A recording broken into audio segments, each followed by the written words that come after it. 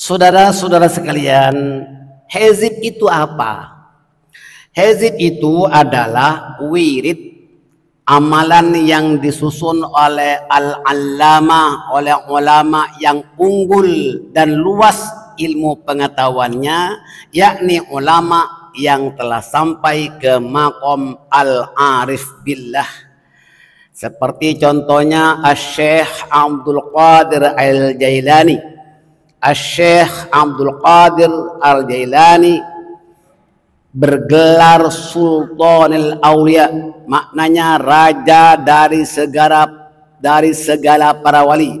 Sultanul Aulia, bergelar Sultanul Aulia, maknanya raja daripada sekalian para wali Allah.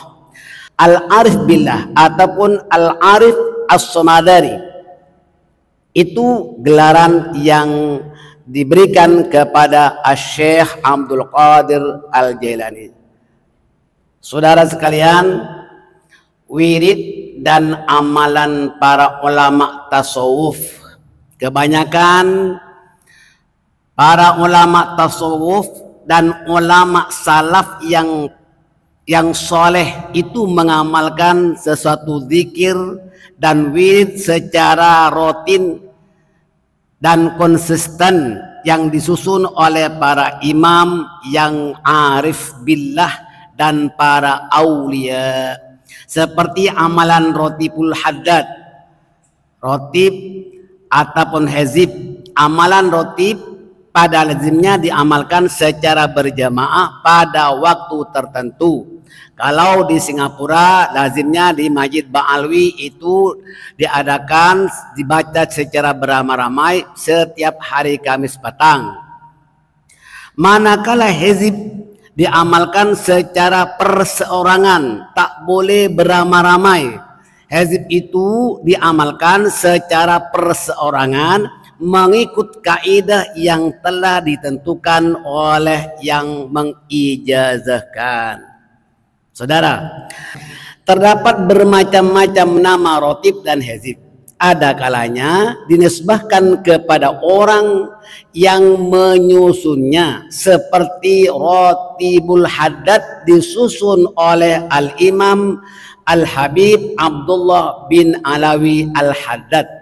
Dan begitu juga nama hizib ada kalanya dinisbahkan kepada penyusunnya, seperti hizib An-Nawawi disusun oleh Imam Nawawi, hizib Ar-Rifai disusun oleh Al-Imam Ar-Rifai, dan hizib Al-Ghazali disusun oleh Imam Al-Ghazali. Ada kalanya tidak, tak semestinya hizib itu dinisbahkan kepada orang yang mengarang. Nah, satu contoh misalnya Hizbul Bahar disusun oleh Al-Imam Abul Hasan Asy-Syadzili rahimahullahu ta'ala. Di dalamnya banyak mengandungi Ismul A'zam, Ismul Dzat, Al-Asma'ul Husna, dan ayat-ayat Al-Quran yang terpilih. Itulah dia yang dinamakan Hizbul Bahar. Hizbul Bahar itu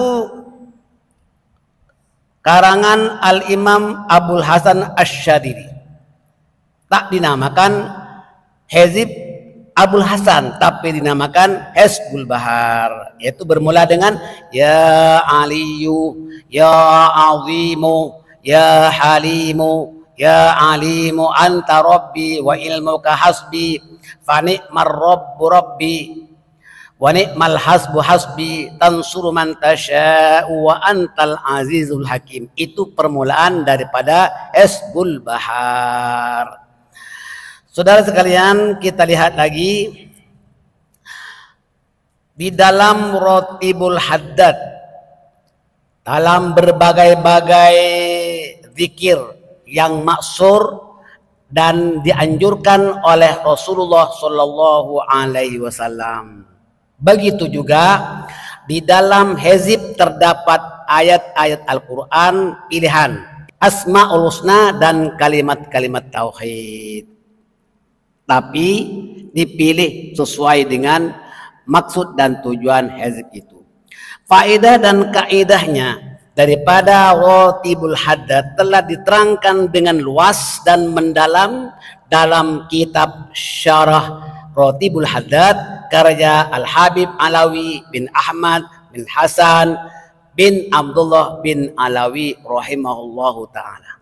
Itu jamaah paham, Ratibul Haddad itu masih di bawah hizib.